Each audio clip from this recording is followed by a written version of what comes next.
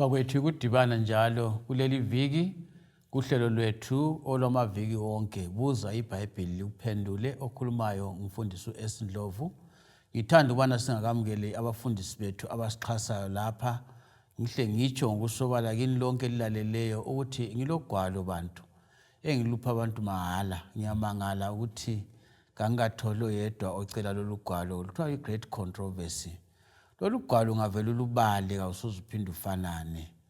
Luza kuchiya ukwelinye izinga lokuzwisisisa izenzakalo lezehlakalo ezikhona emhlabeni kwezombangazwe, kwezengcebo, kwezakomoya lezinto ezinjalo. Uyathumela ke umbiko wakho enambeni zocingo u0718 444 196 iWhatsApp leyo 0718 444 196. Bafundisi bethu siyalamukela, cela lamukele abalaleli. Siyabonga mfundisi, salibonani balaleli. Siyalamukela njalo kuhlelo lwethu BuzaIbhayibhili likuphendule okhuluma ngumfundisi uMpofu CK. Salibonani balaleli, siyahlangana njalo kule iviki lapho esifunda khona ilizwi likaThixo sindawonye. Sengathi uNkulunkulu angaba lathi nxa siyakufunda ndawonye njalo liviki umfundisi uOB Mpofu. Siyabonga. Siyabonga abafundisi, siyabonga abalaleli. Sikhangela ke incwadi kaDaniel, silokho siphethe isahluko sesine. Ngilethemba lokuthi uhamba lathi usilandela kancane kancane ukuze lincwadi uyizwisise kakuhle. Ngizaqala ngomfundisi uCK ukubana asichasisele indaba lapho esishiye khona kuviki eliphelileyo, indaba yephupho lenkosi. Kuyini esikufundayo esimilweni sikaDaniel ngendlela aphendula ngayo inkosi? Isahluko sesine khonapho mfundisi. Ngiyabonga mfundisi wami. Ngizafunda lapha isahluko sesine sikaDaniel ivesi ngelika 19. IBhayibheli lithi lona ke ngikhona uDaniel obizo lakhe lalinguBelteshazari, wamangala okwesikhatshana lemicabango yakhe yamethusa. Inkosi yasisithi, Belteshazari, ungethuswa liphupho lencazelo yalo. UBelteshazari waphendula wathi, Nkosi yami, iphupho kalibe ngelalabo abakuzondayo. Lencazelo yalo ibe ngeyezitha zakho. So sinanzelela lapha mfundisi ukuthi nxa wayesetsheliwe iphupho uDaniel uyamangala. Ngoba lencazelo yahle yabuya khonapho ekhanda lakhe. Ithe isifikile ke ekhanda lakhe kunjalo ke wananzelela ukubana ke iphupho leli laliqondane lenkosi uqobo lwayo. Kodwa ke kazange esuse ukuhlonipha inkosi. Yiko kwamenza ukuthi amangale abuye futhi athi khwimilile okwesikhatshana. Ngoba wayedinga indlela yokubana ke uzatshela njani inkosi ukubana ke leli phupho leli limayelana nawe. Nakhona okuza kwenzakala ukubone kungenzakala kuwe nxa ungasaphendukanga. Wayelokhu etshengisa ukumhlonipha. Nxa sisengeza mfundisi, kwakukhona yini ukukhathazeka kuDaniel ngendlela ayebona into zihamba ngayo? Antena wayekubona ukuthi kutshona. Kwakukhona ukukhathazeka. Yikho kwenza ukuthi ame okwesikhatshana. IBhayibheli lesikhiwa lithi for 30 minutes wayemangele ethule. Kwakunzima ukuthi atsho ngoba indaba leyo yayindaba enzima. Yayinzima ngoba kwakuyisigwebo esasisiza phezulu kwenkosi. Ngibona mfundisi kuyafanana lakithi esintwini ukuthi nxa uthwele indaba enzima ake sithi thina uyakhuluma ukuthi ubani kasekho. Kunjalo mfundisi wami. Awuqali uhluthe ibhadla. Awuqali uthi ibhadla. Ngoba umunye umuntu angafa. Angafa sibele izidumbu ezimbili khona. Izidumbu ezimbili ukuthi kuyadinga ukubhoda la ukuthi umuntu aza alungele ukwamukela. Kunjalo. Umbiko lo uthweleyo. Kunjalo. Abanye abantu abangakwazi uyafika ukutshela into enjalo. Kulabantu sebefile ngakhona. Kunjalo mfundisi wami. Umuntu ahle aqaleke khona. Kuyasitshengisa ukuthi umuntu unqa kulento enzima uzifake ecatuleni zalo umuntu afa. Kathi ukuthi khona mina ngithiyiwe ngiyamtshela kuphela. Khonapho engcenye kulabanye abantu ababona ngathi yikuba lamandla kumbe kuba lesibindi kuphonga ukukhuluma nje into ezinjalo. Kukanti lapha siyafunda. Ngitsho la kuJesu uDaniel lapha simbone senza even njengoJesu. Jesu wayelendlela zokufinyelelisa inkulumo ebantwini. Njalo kunye futhi uDaniel uyakhathazeka ngokuthi ulesifiso sokuthi uNebukadneza ngabe uyaphenduka nxa emtshela iqiniso leli kamtshela ukuthi liphonga umzwisa ubuhlungu nje kodwa kulokukhathazeka lokuchiseka ukuthi aphenduke amukele ukuthi lathi lanxa siphethe amaqiniso amanye anzima kumele kube lokukhathazeka khona kana ukuthi umuntu lo engimtshelayo ngikhathazeke ngaye ukuthi aphenduke amukele ivangeli. Ngibona ngani khonokho mfundisi singakakudlulisi kugcizelele kubalaleli ukuthi ungathi kakulandaba kunjalo indaba ikhona kubeka into ngendlela lana umuntu ezamnceda ukuthi ayamukele kunjalo wasengahla afe kumbe ayikhalale imlimaze ukuthi khona kungangcono ukuthi ngabe into le ngikhuluma ezitheni zakho kunjalo ukuthi ngiyitshele wena lokunye esikubona mfundisi akulabungane yini lapha kulabudlelwano bukhona ubudlelwano obuhle kakhulu bukhona yikho azathi ungakhathazwa liphupho leli lencazelo yakhe inkosi yoyisi esimqinisa lokumnika isibili ubimbone ekhathazekile inkosi yes asambeni isikhathi siya kuziningi izifunda ke sikhangele ophi lapha ukuthi uthini lapha ngephupho alibona kuhamba njani siyabo so uDaniel lapha uyaveza sechasisa ke iphupho useveza ke isihlahla lesiyana esike sasithinta ivikeli phelile esaganyulwayo isihlahla esaganyulwa ukuthi sakhula safika phezulu ezulwini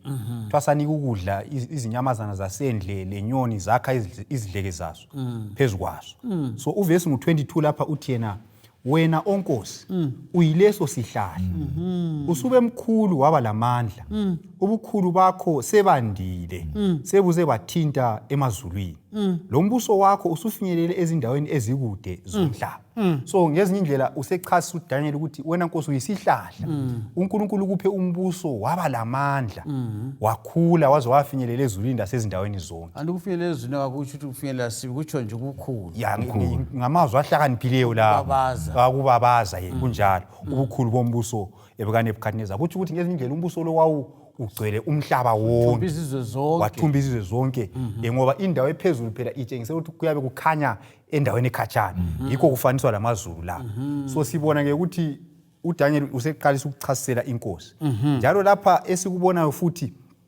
ukuthi ubukhulu buvela kuNkulunkulu uNebukadneza lo bukhulu okukhulunywa ngabo lapha wabuphiwa nguye uNkulunkulu wavunyelwa nguye uNkulunkulu ukuthi kanjani akhule labantu bathole umthunzi embusweni wakhe isihlahla esaganyulwayo lesi kunjalo kunjalo angazi mbe ngasizabuye ukuchasiseni mfundisi ngawuzaphenduka lapha ngithemba uzaphenduka ke siye kufundisa uSikhe lapha mfundisi Sikhe. Ngiyabonga mfundisi sizafunda futhi incwadi kaDaniel sahluko sesine ivesi ngelika 23 siya kuma kwelika 25 iBhayibheli lithi lona ke njengokuba inkosi yabona isithunywa esilindayo sisehla sivele ezulwini sisithi gamlelani phansi isihlahla lisiqede kodwa ke lisichiye isidindi sixumeke ngempande emhlabathini sibotshwe ngebhandi lesimbi lethusi emahlungwini otshani beganga yena athanjiswe ngamazolo aphezulu ahlale lenyamazana zeganga kuze kudlule iminyaka eyisikhombisa yiyo le incazelo nkosi iyisimemezelo sophezulu konke ngenkosi yami sokuthi uzaxotshwa ebantwini uhlale lenyamazana zeganga uzakudla utshani njengenkomo uthanjiswe ngamazolo aphezulu okweminyaka eyisikhombisa uze wazi ukuthi ophezulu konke uyabusa umbuso wabantu awunike lo athanda ukumnika so ke lapha mfundisi la le ngifuna ukuthi uyichaze sibili mfundisi akuchaze ngoba ngiyabonga mfundisi eziningi lapho yena into yakuqala lapha uDaniel amvezela yona uNebukadneza umvezela ukuthi uNkulunkulu ulomusa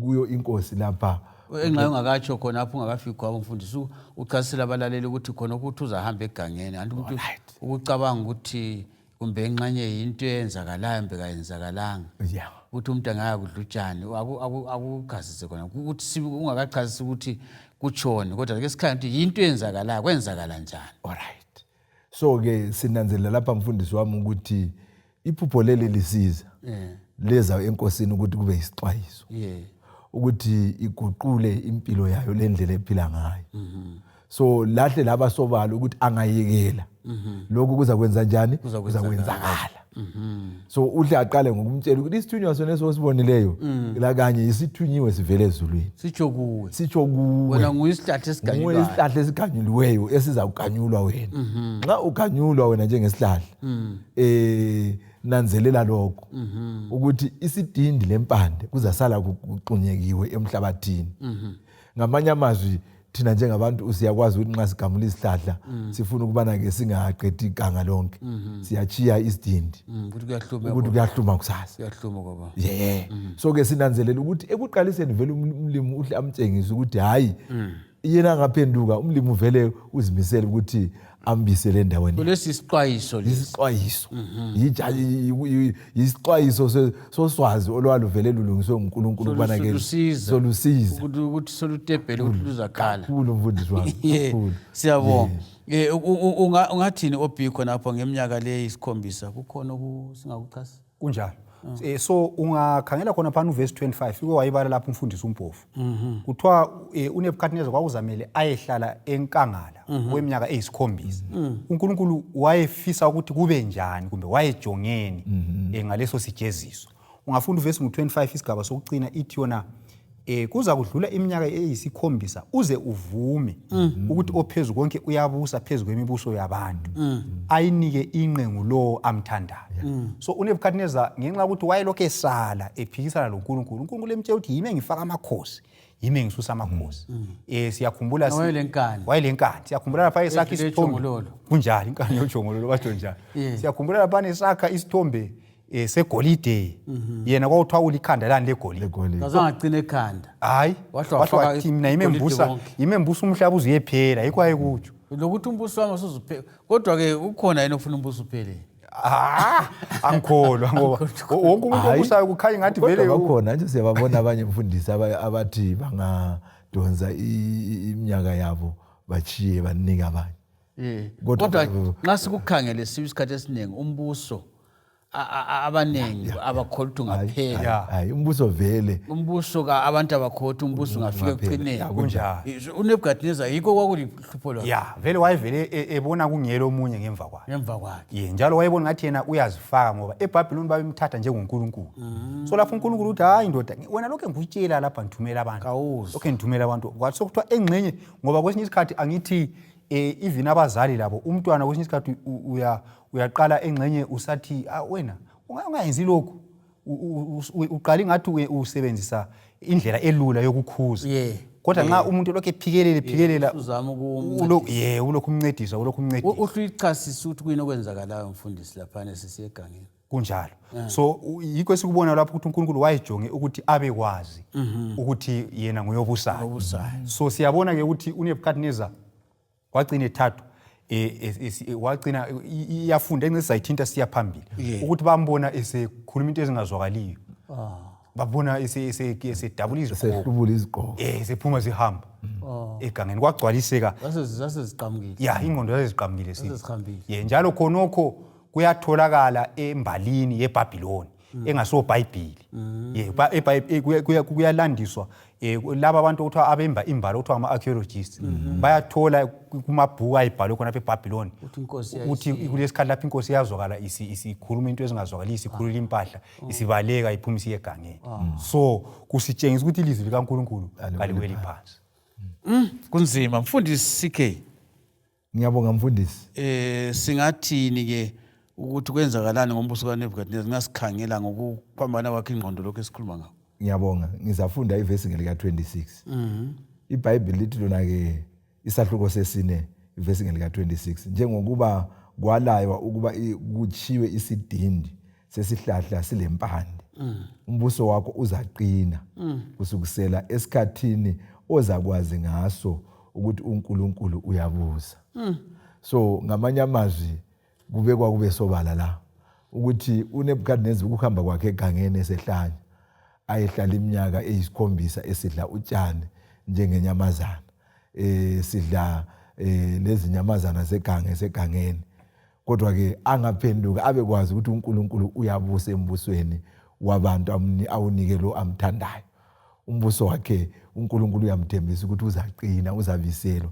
Yikho impande leziyana zingazange ziqupunwe zakhitshwa, lesidindi sashiwa sinjalo. Le bhanti lelana lesimbi lethusi lelana lalenzelwe ukuthi isifundo nxa singakabambi umfundisi wami kakula lutho kumele lwenzakale. Kodwa ke sesibambile isifundo sokumele ukuthi isihlahla senze njani sihlume, ngoba kakufakwanga ibhanti lelana kwakuza kuthi ukuthi izulu lisina ngomnyaka olandelayo wakuqala isihlahla sasilako ukuhluma. So ke kwakumele ukuthi isifundo siqale sibambe kuNebukadneza. Singabamba ke then umlimi ambisele umbuso wakhe. Siyabonga mfundisi, angazi ukuthi bafundisi abalaleli singabancedisa njani ukuthi kumbe sizafika yikho phambili. Nxa liza kulanda phambili akulahlupho. Ake lilandise indaba yokudla utshani le ukuthi into omhlobo bani. Ngizama ukucabanga engqondweni yami lo mlaleli enqa uyacabanga. Ukuthi angithi isisu somuntu salungiswa ukuthi kuyini esikudlayo. Ngiyazi ukuthi enqa kunye kuhamba lo tshani. Kodwa ke ade umuntu uyacabanga utshani sibili ukuthi njengenkomo. Angazi ukuthi utshani imfe wesidla imfe kuyini. Ya abafundi beBhayibheli ke bayaphikisana ke ngaleyo ndaba. Ukuthi kuyini sibili. Ukuthi kuyini sibili. Kodwa ke lapha into edingakala kakhulu ukuthi umuntu owasuswa ebantwini